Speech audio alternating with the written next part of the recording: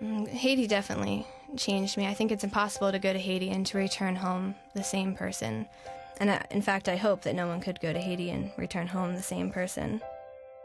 That experience of seeing poverty at its most, at its greatest, at its saddest, and yet life goes on, and they just keep doing every day. They get up and they make the best of what they've got.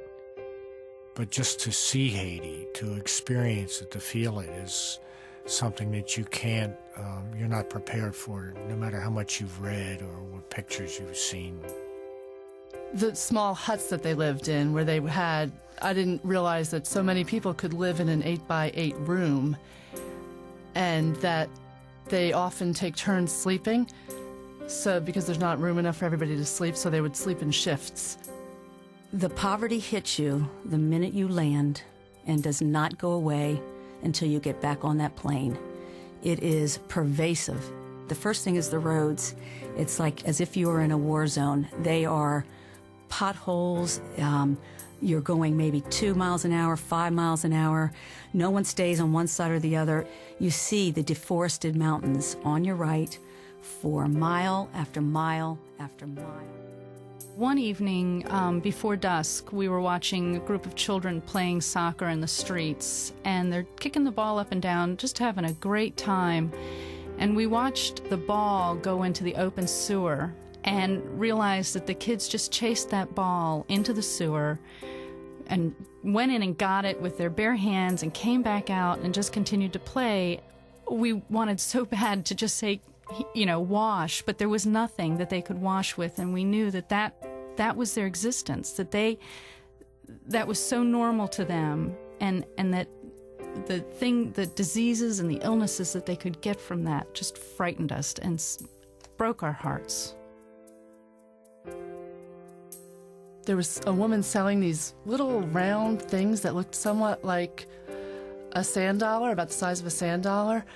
And Dr. Mortel explained to us that it's called tay, which literally means dirt. And the people would, if they had nothing to put in their stomach, they might fry up a piece of this clay and maybe put some seasoning on it just to have something in their stomachs. I was teaching a lesson and I had a box of crayons, and I was passing out the crayons to each of the kids, and each child took one crayon, and they looked at me like, what am I supposed to do with this crayon? And I tried to explain to them, they can color with the crayon, and they kept looking at each other and looking back at me and saying, are you sure we can use this on our book? And it was almost as if they had never had a crayon or knew what to do. And so I started putting ideas out on the board and trying to help the kids come up with things, and they all drew exactly the same thing that I was writing on the board. It was almost as if they valued their education so highly that they were afraid that if they made a mistake, it would be wrong. And so it took probably the whole week before they started coming up with their own ideas and were creative. Probably the one that stuck out to me the most was a child that I actually had spent 2 weeks with. Each trip I went to, I spent the week with him. His name was Steven. He was 6 years old. And when I saw him, something was wrong with him because he was much smaller than he should have been for his age. But he seemed to be a very healthy little boy and just full of life and full of passion and full of spirit. And then soon after I left in March, he became very ill with kidney failure. And it just got progressively worse. And what broke my heart the most was that there was nothing that they could do for him in Haiti. And he unfortunately lost his battle with kidney failure. But it just broke my heart that if he had lived in a developed country, I know that this wouldn't have happened. And just seeing his passion and the faith that he had like a child, that just inspired me, that even till the end, he was, praying his heart out. And just the inspiration he was to so many people was amazing. went to the schoolyard early in the morning as the children were gathering, but before they had gone to their classrooms, and they were playing in the schoolyard before the morning exercises. When I walked into the schoolyard, I was mobbed by these children. They almost bowled me over, just trying to hug me and touch me. And I didn't speak their language, they didn't speak my language, but I thought that experience spoke volumes.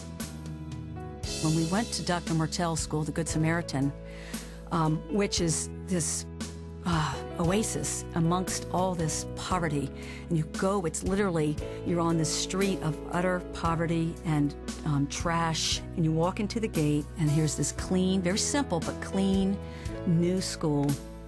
And I remember seeing all the kids and their joy when they saw Dr. Mortell. He asked the children, "What do you like about school?" And the kids all went, "We eat." That's what they liked about school. They were fed.